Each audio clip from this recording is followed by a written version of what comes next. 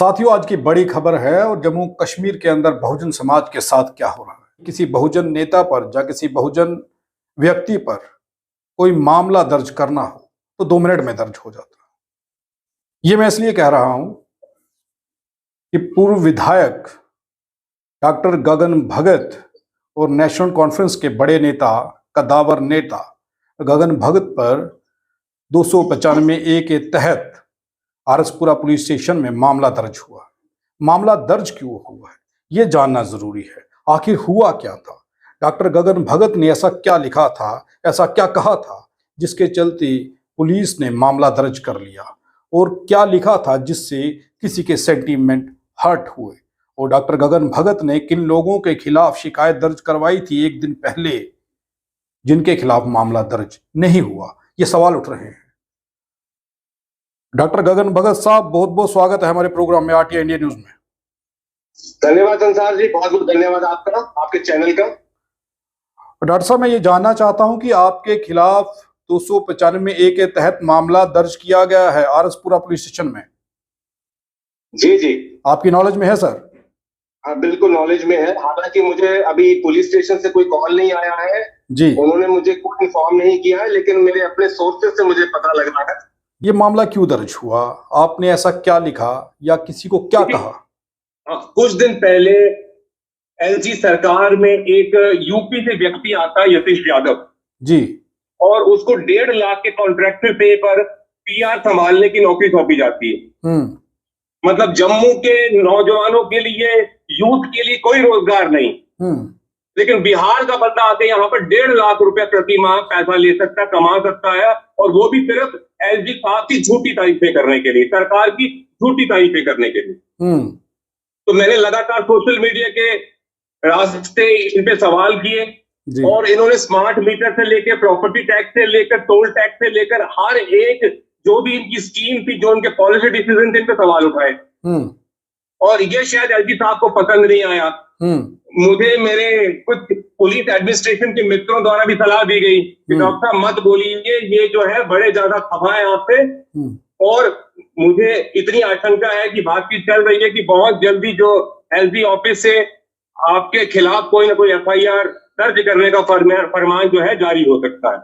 जी, तो परसों की बात है, ये बात 13 तारीख की है। 13 तारीख को वार्ड नंबर 9 आरसपुरा में जी 2 व्यक्ति, एक जूली देवी और राकेश चौधरी, जो मूलतः बिहार के निवासी हैं, उन्होंने यहाँ पर राशन कार्ड, आधार कार्ड और वोटर कार्ड तक बना लिया है। और वो भी भारतीय जनता पार्टी के कार्यकर्ता और नेताओं के सहयोग से। और ये बात जब मैंने सोशल मीडिया प्लेटफॉर्म पे उठाई, उसी समय से मुझे हो गया कि इन्होंने लगातार, जो बीजेपी आईटी सेल है, मुझे ट्रोल करना शुरू हो गई जी, धमकी आने लगी, गाली गलौच होने लगा। तो उसके बाद मैंने एक और, यहाँ पर लैंड माफिया है जो इंडिया का सिटीजन भी नहीं है, लेकिन भाजपा के जितना भी आईटी सेल है, भाजपा का जो इकोसिस्टम है यहाँ पर, उसका एक महत्वपूर्ण कार्यकर्ता है जो यूनाइटेड स्टेट से ऑपरेट करता है।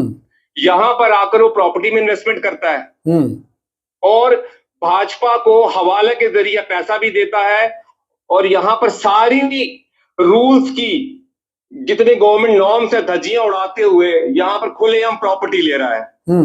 लेकिन फेमा के तहत आरबीआई से परमिशन लेना जरूरी है। कुछ गाइडलाइंस है जो हर एक नॉन सिटीजन ऑफ इंडिया को फॉलो करनी पड़ती हैं जी। लेकिन अगर आप भाजपा के कार्यकर्ता है, नेता है, तो आप ये कर सकते, कोई आपको पूछने वाला नहीं होगा। यही सवाल मैंने जो इन्फोर्समेंट डायरेक्टर से उठाया था 14 तारीख को जी। तो ये व्यक्ति जो है कैसे यहाँ पर जमीन खरीद रहा है, और कुलियां आरसपुरा में इसके पास 4 करोड़ की प्रॉपर्टी है, चक तालिब में इसके पास लगभग 12 कनाल की प्रॉपर्टी है। ये अभी तक नॉन सोर्सेज है और बाकी सोर्सेज का पता नहीं। ये सवाल मैंने उठाया जी। इसी बीच क्या हुआ कि गाली गलौज शुरू हो गया सोशल मीडिया के ऊपर। मुझे पर्सनली फोन करके गालियां दी गई, धमकियां दी गई कि चुप हो जा, नहीं तो तेरे को मार दिया जाएगा, तेरी फैमिली को खत्म कर दिया जाएगा, वगैरह वगैरह, जो इनका होता है, तरीका होता है जी। तो मैं तो डरता नहीं हूँ, घबराता नहीं हूँ, मुझे तो पता है, मैं खुद भाजपा में रहा हूँ, तो मुझे पता है ये कितनी इनकी औकात कितनी है, कितना ये भौंक सकते हैं, कितना ये कर सकते हैं। तो मैं इनसे डरता वरता नहीं। तो इन्होंने क्या किया कि कल एक फेक ही, मैंने तो एक कहते ना ह्यूमर में बचपन में कॉमिक्स पढ़ते थे, राज कॉमिक्स जी। उसमें सुपर कमांडो ध्रुव में एक कैरेक्टर था, एक बदमाश टाइप का था, उसका नाम था बोना वामन जी। तो उसके ऊपर मैंने हिलारियस लिखा कि हम एक कॉमिक्स पढ़ते थे जहां पर एक बोना वामन था, वो बड़ा मजाकिया कैरेक्टर था और बड़ा शातिर भी था, जो धोती पहनता था, चोटी होती थी उसके, वो लूटपाट मचाता था। तो मैंने इस टाइप का ह्यूमर एक किया, एक सटायर किया मैंने, लेकिन बीजेपी आईटी सेल वालों को और कुछ लोगों की ना भावनाएं आहत हो गई जी।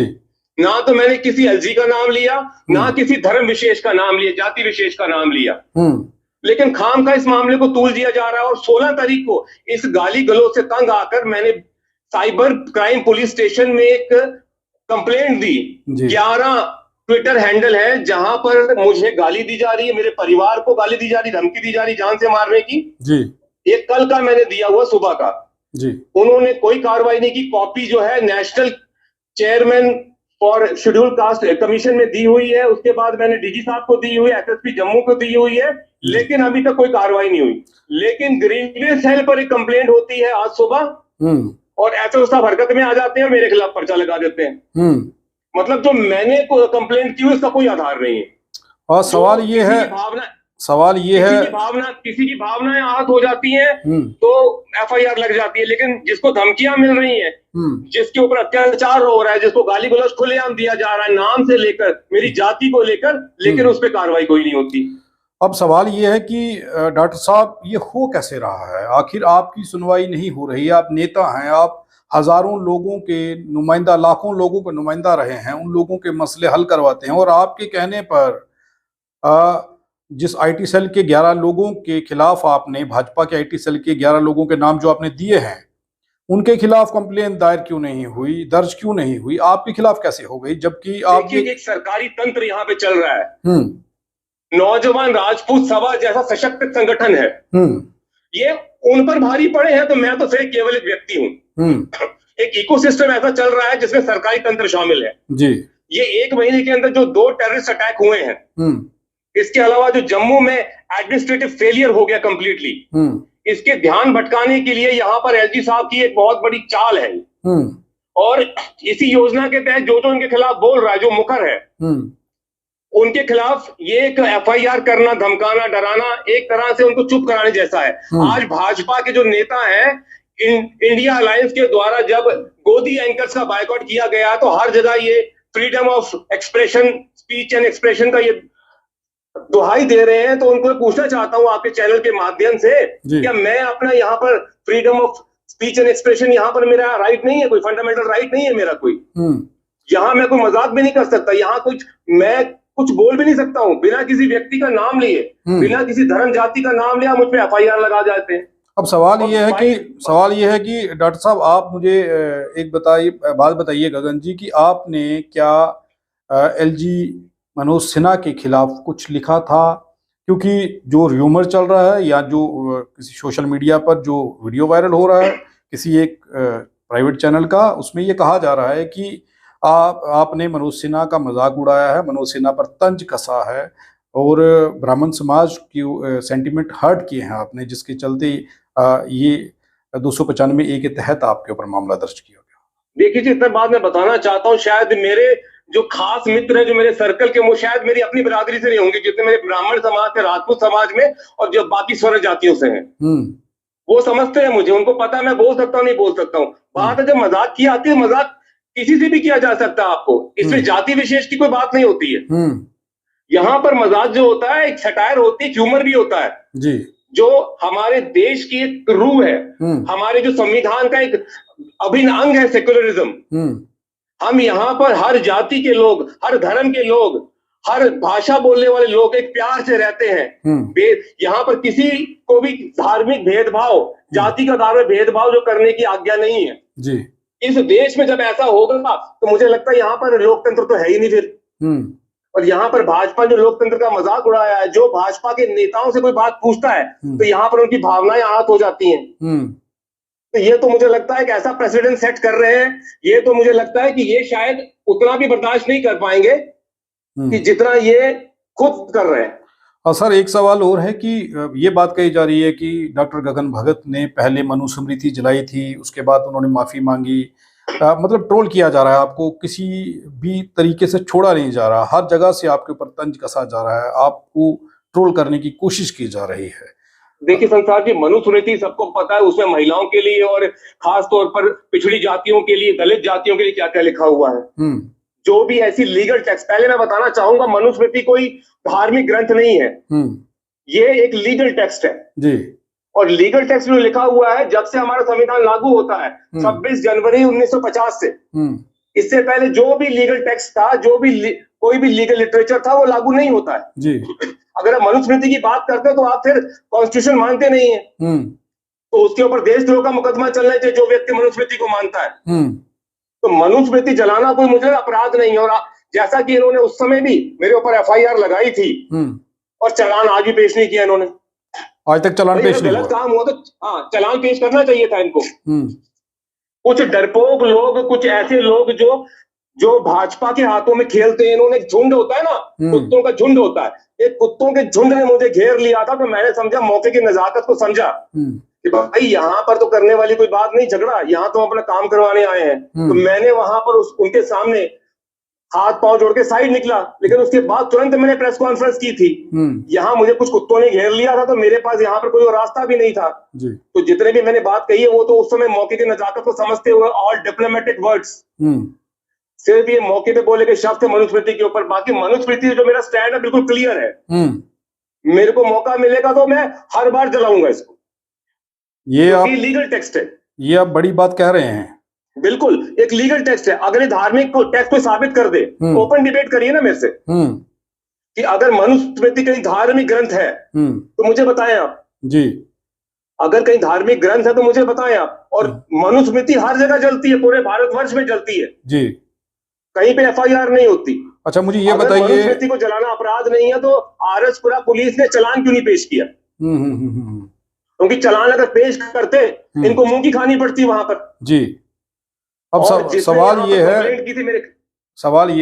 डॉक्टर साहब, मुझे एक बात बताइए कि क्या आपने LG मनोज सिन्हा के खिलाफ ये बातें लिखी थी जिसके तहत आपके खिलाफ मामला दर्ज हुआ? ये कहा जा रहा है कि LG ग्रीवियंस सेल में ये कंप्लेन गई और वहां से आपके खिलाफ जो है वो एक निर्देश जारी हुए, उसके बाद RSपुरा पुलिस स्टेशन में आपके खिलाफ मामला दर्ज हुआ।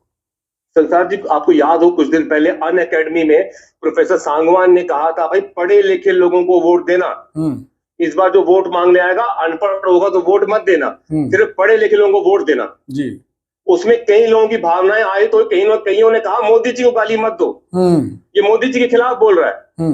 वहां पर प्रोफेसर सांगवान ने कोई मोदी जी का नाम नहीं लिया था या योगी जी का नाम नहीं लिया था जी, लेकिन जनता जानती है कि अनपढ़ कौन है, तो इसलिए उन लोगों की भावनाएं आहत होती हैं जो उनको भगवान मानते हैं। तो मैंने ऐसा LG साहब के लिए कुछ नहीं कहा है, कहीं नाम नहीं लिया उनका। लेकिन फिर आपके नाम से खबर चलाई जा रही है, आपके नाम ये तो से। आपको पता ही है, सत्ता के तलवे चाटने वाला दोगला पत्रकार है जो जी।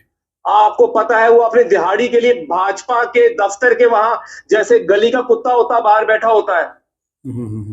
तो यहाँ जो नाम ले रहा है, अब आप देखिएगा, मैं अपनी डिफेमेशन की कार्रवाई करूंगा जी। यहाँ पर इस व्यक्ति ने जो मुझे डिफेम किया, एक बार पहले भी इसने कहा है, लेकिन अब बहुत हो गया, अब कार्रवाई का समय है। अब जितने भी लीगल ऑप्शन मेरी टीम के पास अवेलेबल होंगे, मैं इस दोगला पत्रकार के खिलाफ यूज करूंगा जी। और आप देखेंगे, मैं चंद दिनों के भीतर इसको गली गली में दौड़ाया जाएगा और ये लोगों द्वारा भगाया जाएगा हर जगह से। और ऐसा व्यक्ति जो है समाज में कैंसर की तरह है, जब तक रहेगा नुकसान करेगा, इसको जल्द से जल्द उखाड़ फेंकेंगे। और मुझे लगता है यहाँ पर जितने भी हमारे नेता हैं, खास तौर पर जो हमारे इंडिया अलायंस के नेता हैं, छोटे से लेके बड़ा, इस व्यक्ति को पूरी तरह बॉयकॉट किया जाए। ताकि लोगों के तलवे चाटता है, झूठ फैलाता है, डोरों को बहकाता है, सनातन धर्म के नाम पर, राम के नाम का इस्तेमाल कर कर अपनी रोटियां देखता है। तो ऐसे व्यक्ति को समाज का बहिष्कार तो मिलना ही चाहिए जी। आने वाले समय पर कानूनी रूप से मैं आपसे वादा करता हूं, आपके चैनल के माध्यम से, इस व्यक्ति को नहीं छोड़ूंगा। और जो भी लीगल ऑप्शंस अवेलेबल होंगे, जो ये नफरत फैला रहा है, जो झूठ फैला रहा है, इसमें वो बयान भी शामिल है जो इसने मेरे खिलाफ 2 बार दिया है जी। इस व्यक्ति को मैं नहीं छोड़ूंगा। धन्यवाद। मेरा आखिरी सवाल है कि मैं फिर पूछ रहा हूं सर कि आपने क्या मनोज सिन्हा एलजी के नाम से कोई कमेंट किया था? संसार जी, ना, नो, नेवर। और ब्राह्मण जो मैंने ब्राह्मण कभी समाज प्रीवियस कमेंट भी किया होगा, जी वो कॉन्स्टिट्यूशनली मुझे अधिकार है, मेरा फंडामेंटल राइट है स्पीच एंड एक्सप्रेशन का। ब्राह्मण जाति के खिलाफ, किसी समाज के बिल्कुल खिलाफ? नहीं किया, बिल्कुल नहीं किया, कुछ भी नहीं किया। जी, तो ये अगर जो कहीं ये मैंने जो किसी जाति विषय, धर्म विषय के नाम को लिखा, मुझे बताइए आप। ये जो अगर कहीं चोर लिखा है तो वो कहेगा भाई मेरे को चोर क्यों बोल रहे हो? वो तो आपकी गलती है ना, आपने चोरी नहीं है कि आप चोर नहीं हो फिर। जी जी हाँ, मैंने तो ऐसा कुछ भी नहीं बोला। अब मैं चोर बोलूंगा, डाकू बोलूंगा, आपको तकलीफ, मैं अनपढ़ बोलूंगा, आपको तकलीफ होगी। मैं बोलूंगा आपकी धोती फटी हुई है, आपकी तकलीफ हो जाएगी। तो ऐसा कुछ बोला नहीं गया, जो भी बोला गया ह्यूमर बोला गया है। एक नॉर्मल हम हंसी मजाक करते हैं, ठाका लाते हैं ना, जैसे हमारे डोगरी में कहते हैं निगड़ गड़ाका, वैसा कहा है। और अगर आपको आप मजाक भी नहीं बर्दाश्त करते तो आप सोच लीजिए कि लोकतंत्र कहां पर आ गया है। मैं डॉक्टर साहब एक चीज लास्ट में जानना चाहता हूं कि ऐसा हो क्यों रहा है सिर्फ आपके ऊपर? बड़े सारे नेता हैं, नेशनल कॉन्फ्रेंस के, कांग्रेस के और सारे पार्टियों के, जमात के नेता हैं, लेकिन सिर्फ डॉक्टर गगन भगत पर ही आघात क्यों किया जाता है बार बार? देखिए जी, मैं आपको साफ तौर बताना चाहता हूँ, भाजपा संघ और खास तौर पे ये जितने भी ऐसे लोग हैं जो इस टाइम शासन सत्ता में बैठे हुए हैं जी, इनको दलित व्यक्ति वही चाहिए जो चुपचाप बैठा रहे, इनके सामने मुंह बंद करके बैठा रहे। इनको पढ़ा लिखा बोलने वाला दलित व्यक्ति नहीं चाहिए। जो पढ़ा लिखा होगा, जिसको अपने अधिकारियों का पता होगा, अपने संवैधानिक अधिकारों का पता होगा, जो इनके खिलाफ खड़ा हो जाएगा, जो इनके खिलाफ सवाल पूछेगा, वो व्यक्ति नहीं पसंद इसको। तो लेकिन मैं आपको बताना चाहता हूं कि मैं वो व्यक्ति नहीं हूं जो डर जाऊं, जो घबरा जाऊं, जो बैठ जाऊं। हम डरने वाले नहीं है।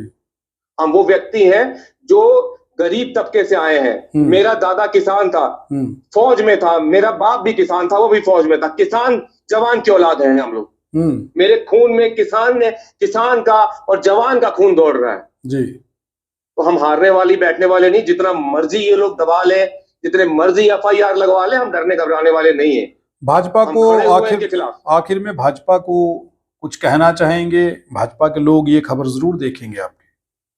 मैं यही कहना चाहूंगा, उल्टी गिनती शुरू हो गई है, बस चंद दिनों की बात है। सत्ता जाने वाली है, अच्छे दिन आने वाले हैं। आपने तो कुछ जुल्म नहीं किया, हम जुल्मों का हिसाब किताब देंगे। हम किसी पे जुल्म नहीं करेंगे, लेकिन जुल्मों का हिसाब किताब पूरा लेंगे जी। और जिन्होंने जुल्म किया है, गलत काम किया है, अनकॉन्स्टिट्यूशनल काम किया है, अपनी सत्ता का गलत उपयोग किया है, गलत मुकदमे दायर किए हैं, और मैं खास तौर पर उन लोगों से भी कहना चाहता हूं जी, अब सत्ता का आशीर्वाद उन सरकारी अफसरों पर जी, जो सरकारी ऑफिसों में बैठे हुए हैं और वो सोच रहे हैं हमारे ऊपर भाजपा का आशीर्वाद है, केंद्र का आशीर्वाद है।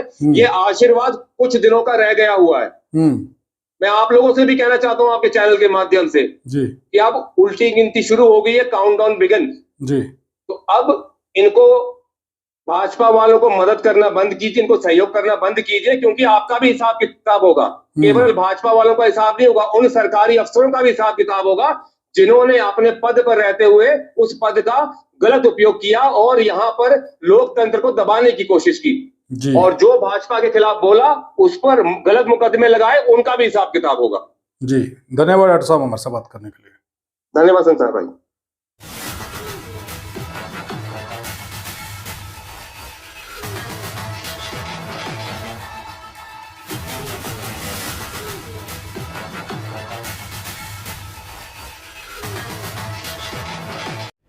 अगर आप भी चाहते हैं कि RTI इंडिया न्यूज़ आप सबकी आवाज़ इसी प्रकार उठाता रहे तो RTI इंडिया न्यूज़ की आर्थिक सहायता करें। हर माह 99 रुपये दे करके RTI इंडिया न्यूज़ की सपोर्ट करें, ताकि RTI इंडिया न्यूज़ इसी प्रकार आपके मुद्दों को उठा सके और सरकार के कानों तक पहुंचा सके।